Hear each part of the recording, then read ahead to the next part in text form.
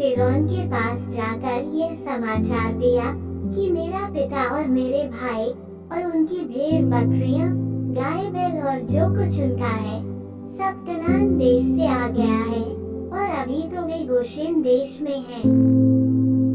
फिर उसने अपने भाइयों में से 5 जन लेकर फिरौन के सामने खड़े कर दिए।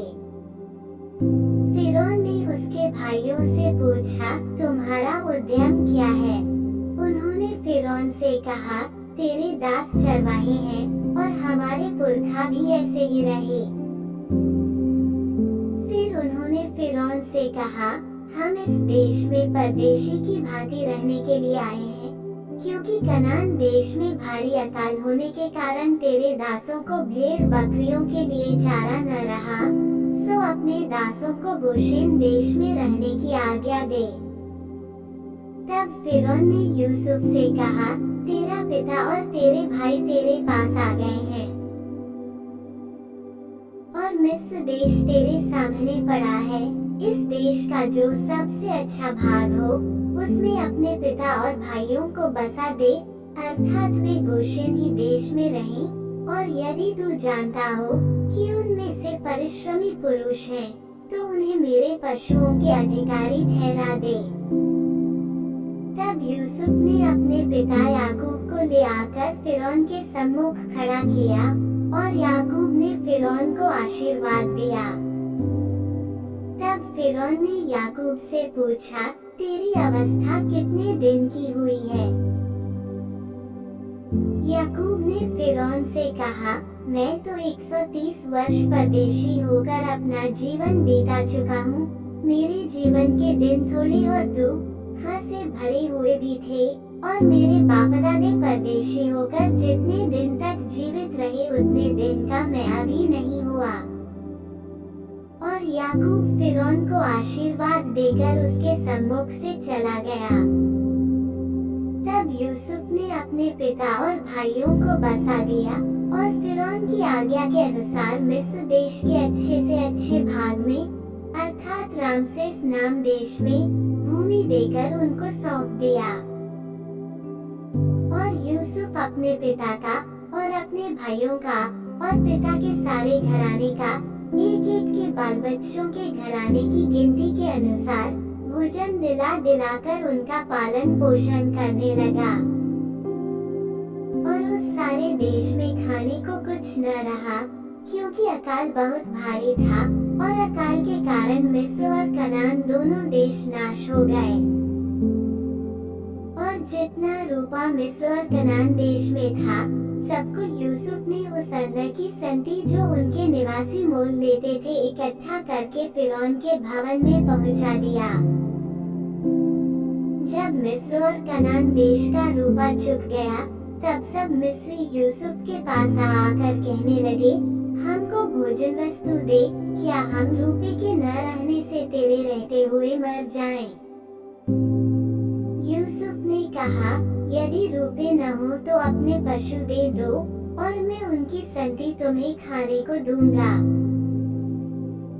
तब वे अपने पशु यूसुफ के पास ले आए और यूसुफ उनको घोड़ों, भेड़ बकरियों, गाय बैलों और गदहों की संति खाने को देने लगा। उस वर्ष में वह सब जाति के पशुओं की संति भोजन देकर उनका पालन पोषण करता रहा। वह वर्ष तो यूं कट गया। तब अगले वर्ष में उन्होंने उसके पास आकर कहा, हम अपने प्रभु से यह बात छिपा न रखेंगे कि हमारा रूपा चुक गया है और हमारे सब प्रकार के पशु हमारे प्रभु के पास आ चुके हैं।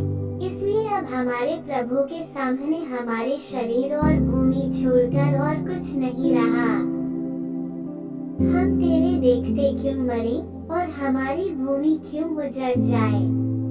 हमको और हमारी भूमि को भोजन वस्तु की संति मोल ले, कि हम अपनी भूमि समेत फिरौन के दास हों, और हमको बीज दे कि हम मरने न पाएं, वरन जीवित रहें और भूमि न उजड़े।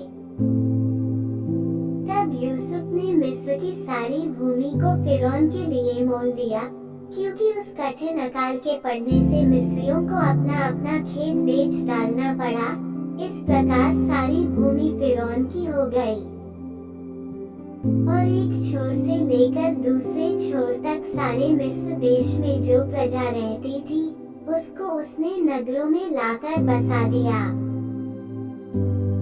पर याजकों की भूमि तो उसने न मोल ली, क्योंकि याजकों के लिए फिरौन की ओर से नित्य भोजन का बंदोबस्त था और नित्य जो भोजन फिरौन उनको देता था वही वे खाते थे।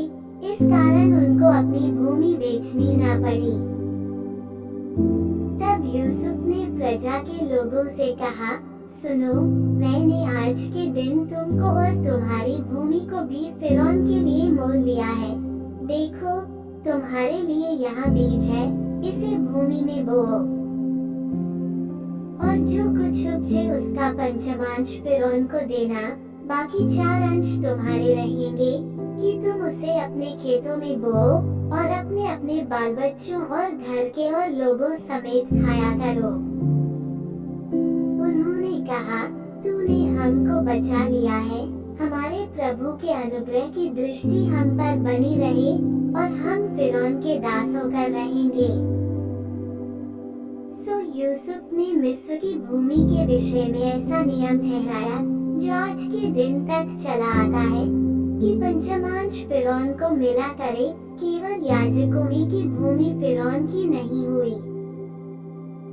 और इजरायली मिस्र के गोशेन देश में रहने लगे और वहाँ की भूमि को अपने वश में कर लिया और फूले फले और अत्यंत बढ़ गए। मिस्र देश में याकूब 17 वर्ष जीवित रहा। इस प्रकार याकूब की सारी आयु 147 वर्ष की हुई। जब इस्राएल के मरने का दिन निकट आ गया, तब उसने अपने पुत्र यूसुफ को बुलवाकर कहा, यदि तेरा अनुग्रह मुझ पर हो तो अपना हाथ मेरी जांघ के तले रखकर शपथ खा कि मैं तेरे साथ कृपा और सच्चाई का ये काम करूंगा कि तुझे मिस्र में मिट्टी न दूंगा। जब तू अपने बापदादों के संग सो जाएगा, तब मैं तुझे मिस्र से उठा ले जाकर उन्हीं के कब्रिस्तान में रखूंगा। तब यूसुफ ने कहा, मैं तेरे वचन के अनुसार करूंगा। फिर उसने कहा, मुझसे शपथ खा। सो उसने उससे शपथ खाई। तब इस्राएल ने घाट के सिरहाने की ओर सिर झुकाया।